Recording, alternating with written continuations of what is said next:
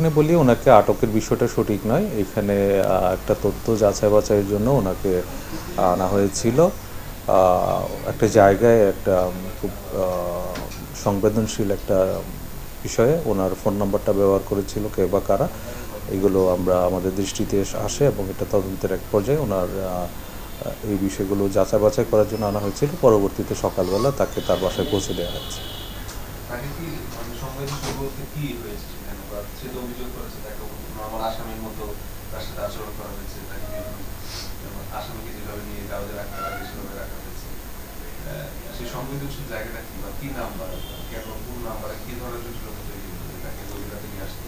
এটা আমরা কিছু তথ্য যাচাই বাছাই করার জন্য আর কিছু না।